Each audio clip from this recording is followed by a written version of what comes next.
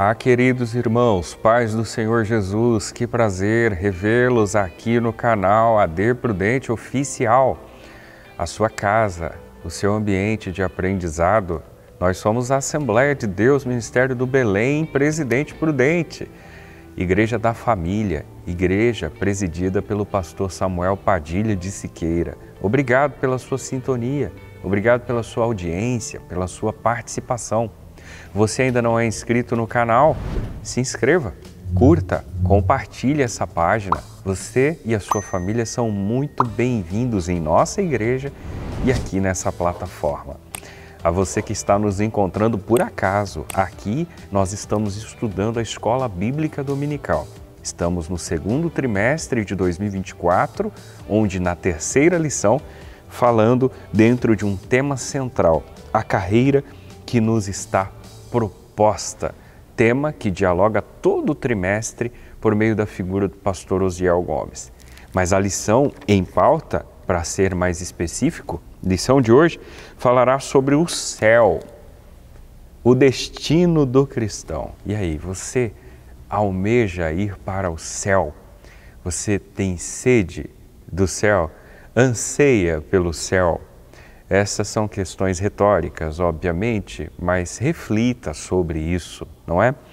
A propósito, é sobre isso que nós refletiremos. O textual está em Filipenses, capítulo 3, versículo 20. Mas a nossa cidade está nos céus, donde também esperamos o Salvador, o Senhor Jesus Cristo.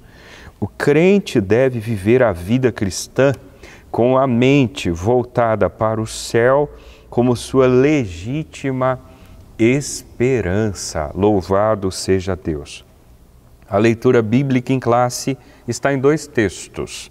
Em princípio, Filipenses capítulo 3, versículos 13, 14, 20 e 21 e logo após Apocalipse capítulo 21, versos 1 ao 4.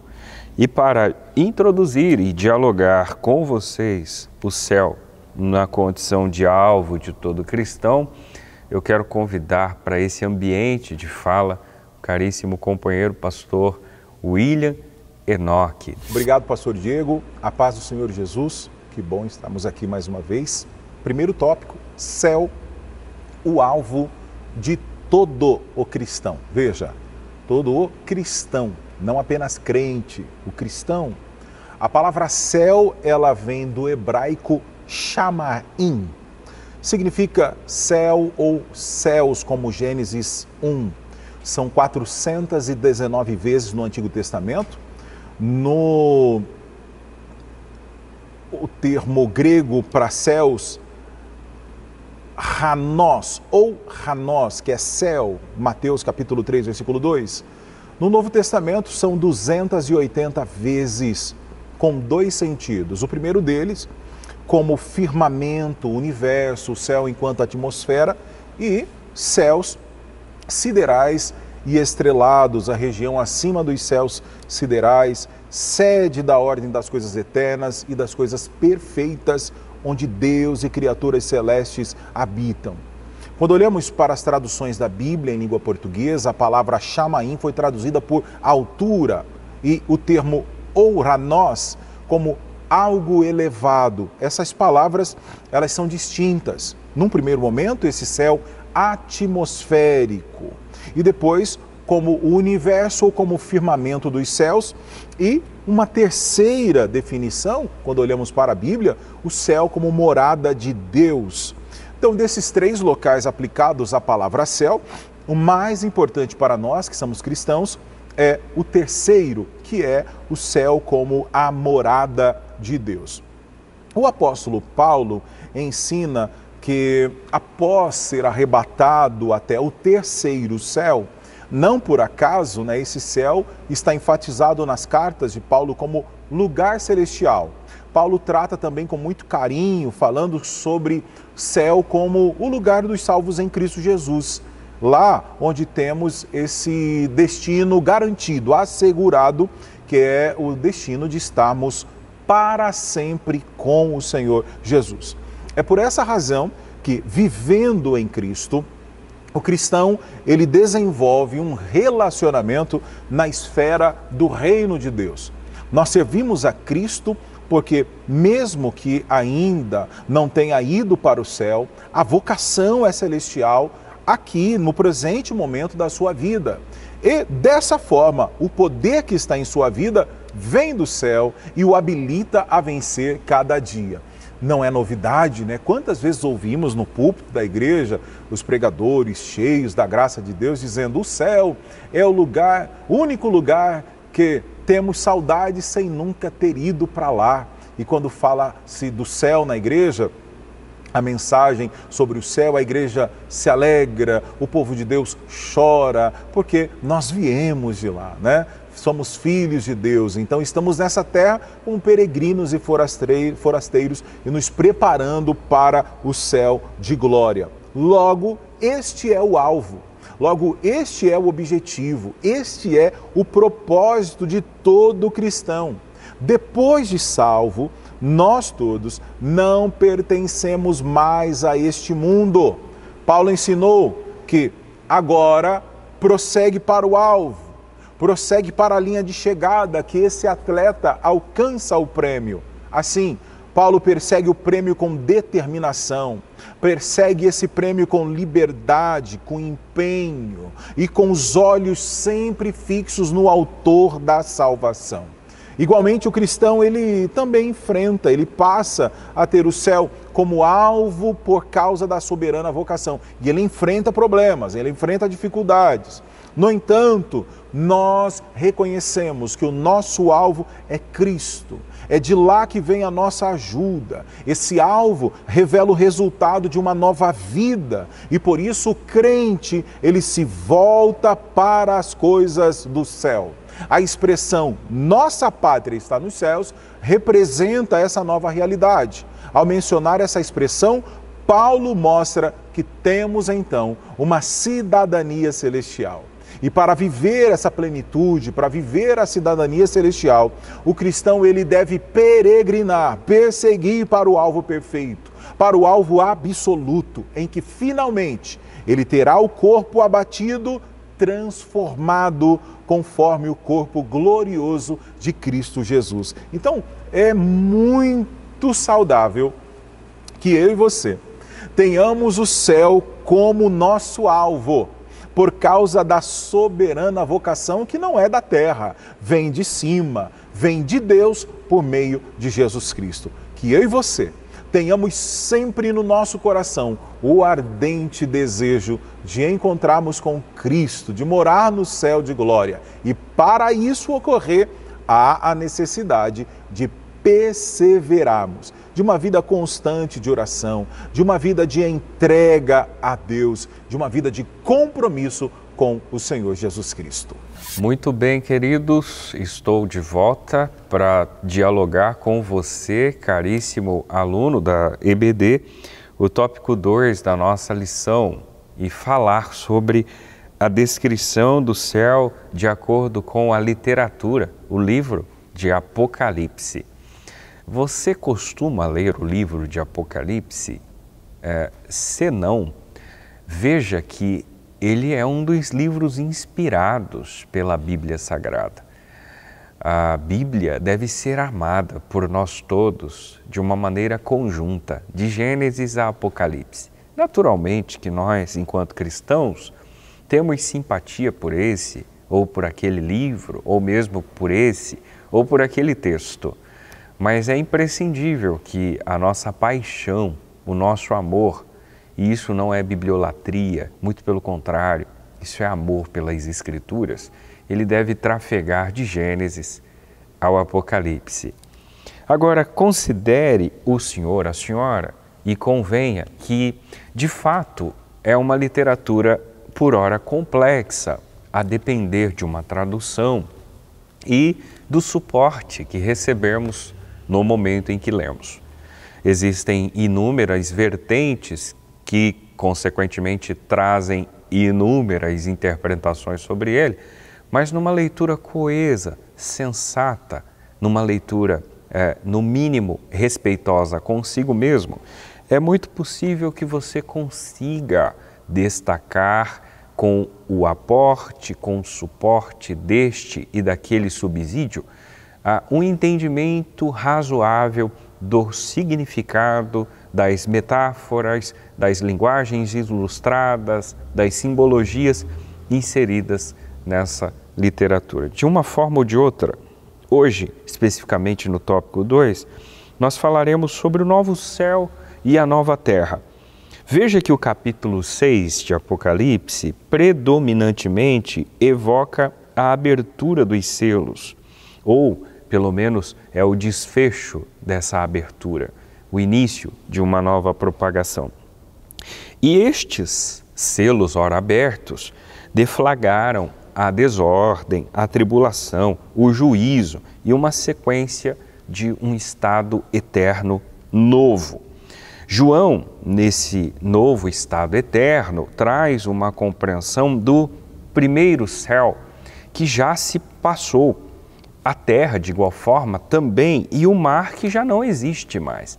Ou seja, é uma compreensão evidentemente escatológica. E a palavra escatologia, no seu sentido grego, a raiz etimológica da expressão, ela deflagra um assunto relacionado às últimas coisas. Então, a palavra céu, a essa altura citada por João, é o céu de Ouranós, que faz menção ao espaço astronômico. Diríamos que céu atmosférico, perceptível, visível por nós enquanto sujeitos. Agora, não se trata esse céu da habitação eterna de Deus. Não é esse bonito céu, como está em Presidente Prudente hoje, que quando você olha para cima e o vê, que nós evidentemente habitaremos, não obstante ele ser o céu. Esse céu é um céu atmosférico e é esse que está sendo dito no texto que passa como a terra, como o mar que já não existe. Agora, o apóstolo contempla, para além disso, conforme registra o capítulo 21 de Apocalipse, um novo céu e uma nova terra. O kainós, que faz menção ao novo, traz a ideia de respeito à forma, fresco, recente, novo, não usado. É um lugar sem precedente, incomum, desconhecido, assim como o próprio Isaías profetizou na altura do capítulo 65 e o próprio Pedro, na sua segunda epístola, no capítulo 3, confirmou essa esperança. Esse lugar, esse novo céu é o destino do cristão. Um novo lar completamente redimido, sem semelhança com o mundo antigo.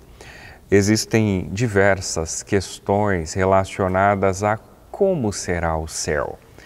O Senhor, na condição de papai, se tiver filhos que já estão no período de poda neural, a partir dos 3, 4 anos, que já estão num processo de evolução cognitiva dos 5, 6 anos, entre 6, 7, 8 anos de idade, você devidamente deve estar sendo indagado por seu filho e filha a respeito disso e daquilo. Se você o induz a leituras bíblicas, possivelmente já fora questionado sobre como será o céu. Se você participa de espaços de discussão teológica, de assuntos relacionados a esse tema, possivelmente, de igual forma, você já deve ter sido indagado sobre isso. E o céu? Como será o céu? O que veremos no céu? Como nos conheceremos no céu? Que matéria existirá lá? O que teremos de alternativas? Como será isso ou aquilo? Existem uma gama de questionamentos construídos por inúmeras pessoas e por nós mesmos. E muitas delas pontas soltas que nós, pelo menos este que vos fala, não se vê em condições de respondê-las. Mas eu tenho uma garantia, e uma garantia salutar, saudável para lhe dizer, e eu falo isso com segurança e penso que com propriedade. Esse espaço nos espera. Ele é mais sublime, mais meigo, mais acolhedor, mais imponente, mais impactante, mais abrangente, mais amplo do que você imagina.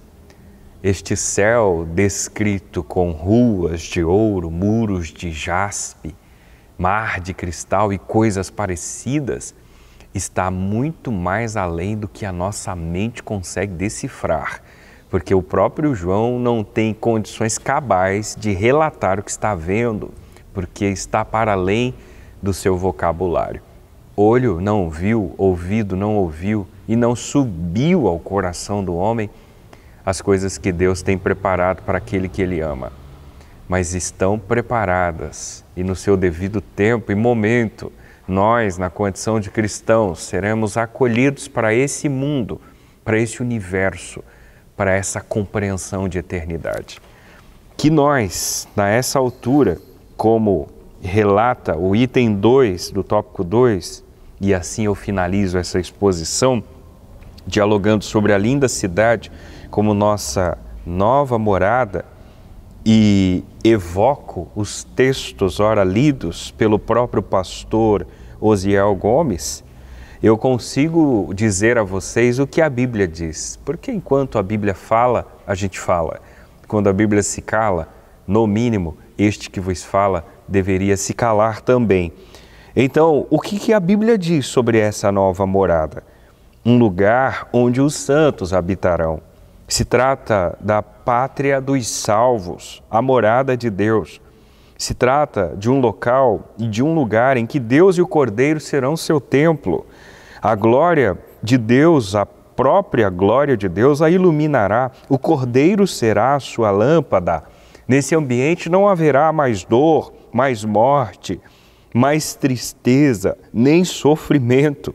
Essa Jerusalém celestial descerá do céu e ficará para sempre na nova terra. Portanto, a visão de Apocalipse 21 refere-se ao céu como a eternidade, a nova Jerusalém como a nova cidade, o nosso novo lar criado sem pecado, onde a bem-aventurança eterna será desfrutada pelos santos para todo sempre. Guarde isso em seu coração. Eu não posso e não devo, por sensatez e prudência, dizer a você quando Jesus vem e quando iremos para lá. Mas é certo que Jesus vem e logo é certo que iremos para lá. Que esse tempo chegue o quanto antes, que possamos ir para a nossa nova morada com Cristo e passarmos a eternidade para sempre com Ele, porque saberemos que lá, tudo isso relatado pela Bíblia Sagrada. E repito, isso não é bibliolatria, isso é amor pelas Escrituras, é paixão por aquilo que está escrito ali, como crença absoluta de que ela é infalível, portanto uma visão ortodoxa. Fazemos aqui apologia de que a Bíblia é a inerrante, infalível, indestrutível Palavra de Deus, portanto que nela está escrito, devidamente em seu tempo será cumprido. E nós, portanto, como crentes desta verdade, estaremos com Ele para sempre em um novo lar. Céu, lindo céu, Ele nos espera. O terceiro tópico da lição de hoje, o céu, fim da jornada cristã. Não é difícil de entender que quando chegarmos lá no céu cessará todo o pranto, né? Nós cantamos isso na igreja, cessará no céu o pranto, pois não haverá mais dor. Para sempre estaremos com Cristo nas mansões celestiais. Apocalipse 21, há uma concretização da jornada cristã em que o crente estará onde Deus habita, conforme o nosso Senhor disse que viria e nos levaria para estarmos com o Pai. E nesse lugar habitaremos com Deus em seu tabernáculo, pois nós seremos o seu povo e Ele o nosso Deus. Tudo isso se tornará realidade no futuro, quando nossa união com Deus se dará sem impedimento, cumprindo toda a expectativa, tanto do Antigo quanto do Novo Testamento. É maravilhoso, porque lá no céu, toda dor, toda lágrima, toda angústia, todo sofrimento, todo luto, isso não existe lá. A Bíblia diz que as lágrimas irão acabar. Uma das mais gloriosas bênçãos que desfrutaremos no céu de glória é a que Deus enxugará dos nossos olhos todas as lágrimas. Essas lágrimas, elas simbolizam, representam a tristeza que enfrentamos, as tragédias, o sofrimento, os males que nos assolam, as dores, as perseguições, as injustiças da vida. Todas essas mazelas não terão mais lugar nessa nova realidade de vida, porque todas as primeiras coisas, diz a Bíblia, são passadas. Tudo isso será possível porque haverá também uma transformação no mundo físico, de modo que este mundo será inteiramente transformado, liberto da corrupção. Paulo esclareceu a respeito da redenção do mundo material. Então o céu é lugar de glória, lugar de descanso, lugar de gozo, lugar de desfrutarmos continuamente da companhia do Senhor. Esse céu é o lugar do repouso eterno. A expressão repouso na Bíblia nada tem a ver com tédio. Lá no céu não haverá constante atividades, adoração. Lá no céu não haverá mais dor. A atividade constante, melhor dizendo, é atividade de adoração, atividade de exaltação a Deus, atividade de serviço, uma ilimitada aprendizagem. Já parou para pensar nisso? Estaremos para sempre exaltando, adorando ao Senhor. É uma dimensão completamente distinta da que conhecemos nos dias atuais. Por isso, quando afirmamos que o céu será um lugar de repouso ou de descanso, é pelo fato de que o crente descansará de todas as suas fatigas, de toda a sua exaustão, de todo o seu cansaço, que isso é muito real no dia a dia. Estaremos plenamente satisfeitos em comunhão uns com os outros e comunhão com o nosso Deus. Esse lugar de repouso é o fim da nossa jornada cristã. É a experimentação da morada dos redimidos. Portanto, toda a nossa vida cristã atual, ela deve ser vivida com a nossa mente inteiramente voltada para a realidade eterna do céu como uma verdadeira esperança. Agora, pense em um detalhe. O céu é uma realidade. O arrebatamento da igreja é uma realidade. A qualquer momento, Jesus volta para buscar a sua igreja. E para sempre estaremos com Ele em atividade de adoração, de serviço, de ilimitada aprendizagem. Então não desperdice o seu tempo. Continue servindo a Deus com alegria, com disposição, com compromisso e honrando a Deus em tudo que formos fazer. É difícil a jornada? Sim, mas nos levará a uma vida de gozo, ao lugar de repouso e ao fim da nossa carreira espiritual. E aí, eternamente, estaremos com Cristo. Que o Senhor Deus nos dê graça e que possamos, como diz a Bíblia, perseverar até o fim. Que Deus te abençoe, em nome de Jesus. Pois bem, queridos, com a graça de Deus, somente com a graça de Deus, chegamos aqui na conclusão da terceira lição do segundo trimestre. E nela falamos sobre o céu. Que lição especial! Mas, de uma maneira conclusiva, eu faço um recorte da fala do pastor Osiel, quando então, na conclusão do material, ele faz uma definição importante. Para se viver a esperança celestial, é preciso três coisas.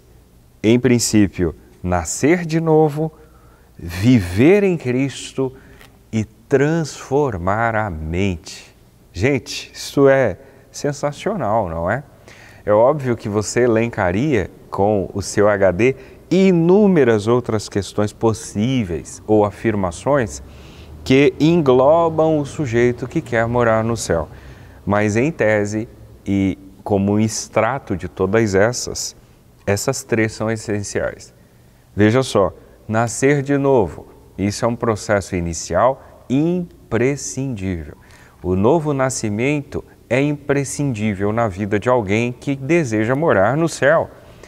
Então, o senhor que me ouve, com 70, 80, quem sabe 90 anos de idade, e ainda não teve um encontro com Jesus, necessário lhe é nascer de novo. Mesmo que o senhor já tenha vivido quase um século, a mensagem inicial é essa: necessário lhe é nascer de novo. Logo após, a todos nós cabe vivermos em Cristo. Isto é, permitir que a essência de Cristo Jesus, que a sua bondade, que o seu amor, que a sua graça, que a sua misericórdia, que a sua longanimidade e que vários outros aspectos, atributos que são compartilhados conosco enquanto cristãos, sejam enxertados em nós. Isso é viver em Cristo. E é preciso transformar a mente. É preciso virar a chave.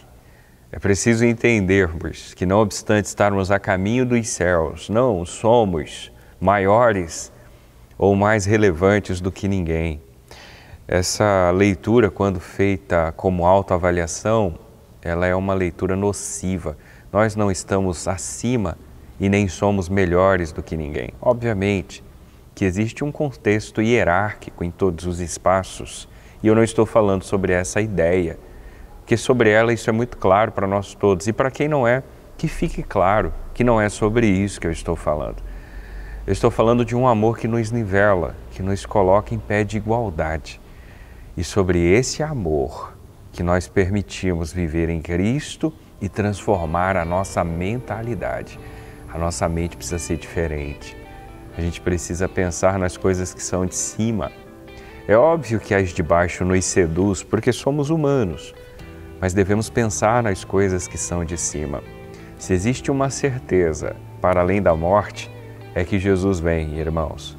Oxalá que quando Ele voltar para nos buscar, eu e você estejamos prontos para estarmos para sempre a partir de então com Cristo, a fim de usufruirmos daquilo que nos espera, das mansões celestiais. Que Deus em Cristo lhe abençoe e que, querendo o Senhor, possamos nos encontrar no próximo programa. Até lá.